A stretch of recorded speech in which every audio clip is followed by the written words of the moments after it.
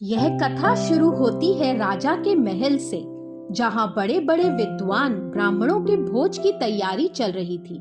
राजा बहुत प्रसन्न हो रहा था कि उसके महल में आज उच्च कोटि के विद्वान और ब्राह्मण एक साथ भोज के लिए पधार रहे हैं। उधर रसोइये खुले आकाश में ब्राह्मणों के भोज के लिए तरह तरह के पकवान और मिष्ठान बना रहे थे, जिसकी खुशबू पूरे महल में फैल रही थी। अचानक एक चील तेज रफ्तार से आसमान में उड़ती जा रही थी। उसके पंजों में एक जहरीला सांप दबा हुआ था, जो बार बार चील के नुकीले पंजों से बाहर निकलने का प्रयास कर रहा था। ऐसा करते हुए सांप के मुंह से जहर की कुछ बूंदें ठीक नीचे बन रहे खाने में जा गिरी।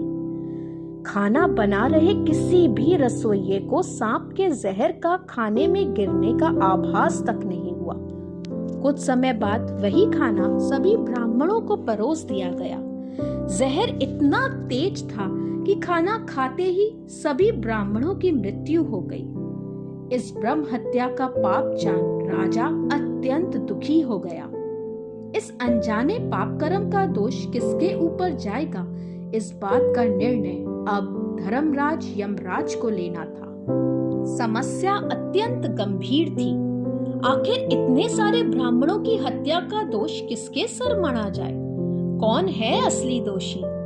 क्या उस राजा के सर जिसने सभी ब्राह्मणों को भोज पर निमंत्रित किया, या फिर उन रसोइयों के जो ब्राह्मणों के लिए खाना बना रहे थे और जिन्हें ज्ञात ही नहीं था कि भोजन के पात्र में सांप का जहर गिर चुका है?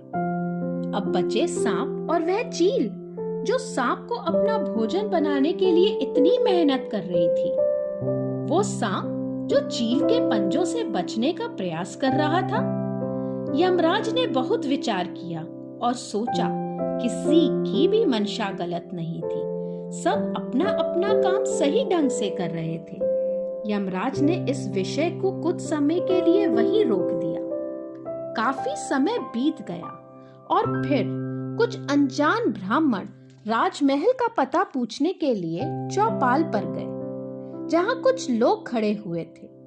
ब्राह्मणों ने जैसे ही राजा का नाम लिया, उनमें से एक व्यक्ति हंसते हुए बोला, अरे वह राजा जो ब्राह्मणों को भोज पर बुलाता है और उन्हें जहर देके मार डालता है। ये कहते ही बाकी सब लोग जो चौपाल पर बैठे थे जोर से हंस पड़े। इनकी बातें सुनते ही यमराज ने निश्चय कर लिया कि इतने सारे ब्राह्मणों की हत्या का दोष इन सब लोगों के भाग्य में जोड़ दिया। चित्रगुप्त यह जानकर बहुत आश्चर्य में पड़ गए और उन्होंने यमराज से पूछा, उन लोगों पर क्यों? इस पूरे वृत्तांत से उन लोगों का तो कोई लेना देना तक नहीं है, फिर उन लोगों पर ब्रह्म हत्या का दोष क्यों? यमराज ने बताया कि जब कोई जानबूझ के पाप कर्म करता है तो उससे स्वार्थ सिद्ध होने पर उसे आनंद मिलता है, लेकिन निर्दोष ब्राह्मणों की हत्या से ना तो राजा, ना रसोइया और ना ही चील व सांप ने स्वार्थ सिद्ध होने का आनंद लिया। ऐसे में इस अनजाने पाप का पूरा दोष उन लोगों पर जाता है जिसने जानबूझकर मन में ईर्ष्या का भाव रखते हुए इस पाप कर्म की निंदा की। इस तरह राजा की बुराई करने से उन लोगों को जरूर आनंद मिला और वही ब्रह्म हत्या के पाप के भागीदार होंगे। चित्रगुप्त ने यमराज की आज्ञा का पालन किया। हमारे ऋषि मुनियों के अनुसार जब कोई व्यक्ति किसी दूसरे व्यक्ति की निंदा करता है तो जिसकी निंदा हुई है के पाप कर्मों का भागीदार बन जाता है और उसको भी पाप कर्मों की सजा भोगनी पड़ती है जो उसने कभी किए ही नहीं थे। मैंने इस पूरी कहानी को 4 पंक्तियों में पिरोया है। ना देखा करो तुम दूसरों के अवगुण, इससे पाप बढ़ेंगे तुम्हारे दिन दिन।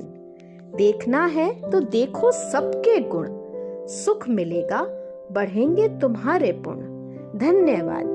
कहानी पसंद आई हो तो जरूर लाइक करें, कमेंट करके मुझे बताएं, सब्सक्राइब करें और ज्यादा से ज्यादा शेयर करें। धन्यवाद।